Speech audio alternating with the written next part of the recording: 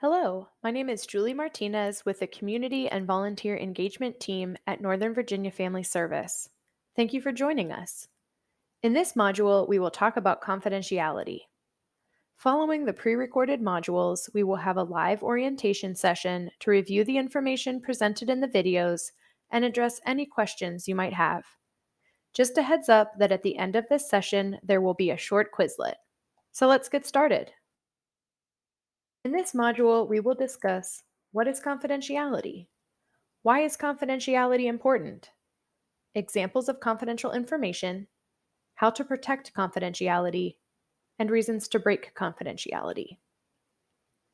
Confidential means that any information you receive about specific clients in verbal or written form is not to be discussed or shared outside of NVFS.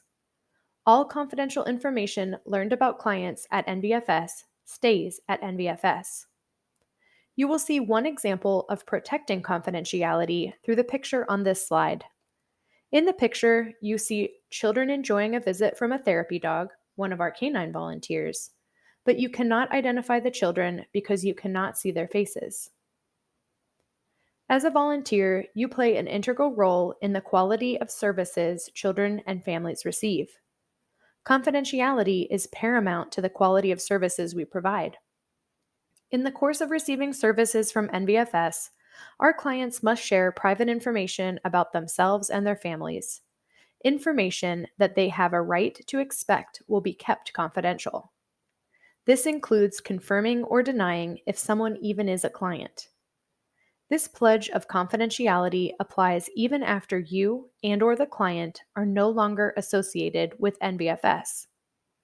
NVFS also takes your confidentiality seriously and protects your information, like background checks and other personal confidential information.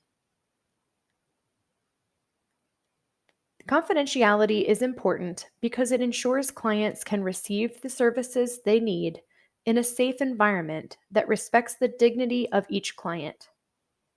Confidentiality is a trust that private information will not be disclosed without client consent. It is also a legal and ethical obligation for everyone involved in service delivery, including staff, volunteers, and interns. Here you will see examples of confidential information, including name, age, unique identifying factors like tattoos or hairstyle, a school a child attends, jobs or job titles, written records, and photos and videos. There are many ways to protect this confidential information. First, be mindful of speaking about clients in earshot of other clients, other staff, or other volunteers not involved in serving the client. Information about clients is on a need-to-know basis, so it should not be discussed with others not involved in service delivery to the client. Also, return files to locked cabinets when not in use. Make sure the screen is locked when you step away from the computer. You might even run into a client out in the community. Confidentiality applies here too, because acknowledging the client could compromise their right to privacy. If they say hello to you first, it is okay to greet them in return before continuing on your separate ways.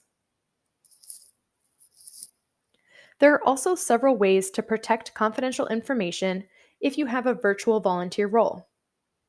Meet with clients in a private area. Only use NVFS equipment like laptops, phones, and phone numbers. And do not take paperwork home with you. The program for which you will volunteer will provide specific training for a virtual role.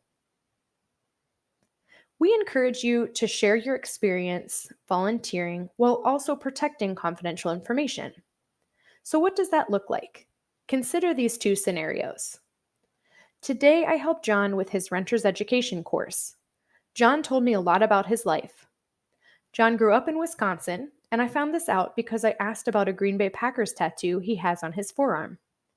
John is a licensed electrician, so I think he will have a lot of skills applicable to the micron position he told me he hopes to get. His kids also go to Jenny Dean Elementary School. Compare that to this. Today I helped a shelter guest with his renter's education course. We have met a few times, so he was telling me about his life. He has a lot of great skills and is applying for a position with a company close to his home. I got to meet his kids too, and they told me they really like their school and teachers. It was a great day getting to spend time with the shelter guest, and I am looking forward to my next volunteer shift. You can see that in the first scenario, it discloses a lot of confidential information about this particular client, while in the second scenario, it really conveys all of the great experiences you have as a volunteer while also protecting confidential information. There are reasons confidentiality must be broken. Those include a medical emergency. We have to call 911 and, of course, disclose the situation and answer questions EMTs might have to help the client. We also, as mandated reporters, staff and volunteers are mandated reporters, we must report child abuse or neglect. We also must report if a client is a danger to self or others, so we have a duty to protect and a duty to warn. And we also have to disclose information based on court orders. In all of these situations, staff will help, so please be sure to let staff know that you need assistance in any of these situations. There will be additional training offered regarding child protective services and mandated reporting, especially to volunteers who will be working with children, but all volunteers will be welcome to attend. In this module, we discussed what is confidentiality, why is confidentiality important, examples of confidential information, how to protect confidentiality, and reasons to break confidentiality. Thank you for watching. Please take a moment to complete the Quizlet.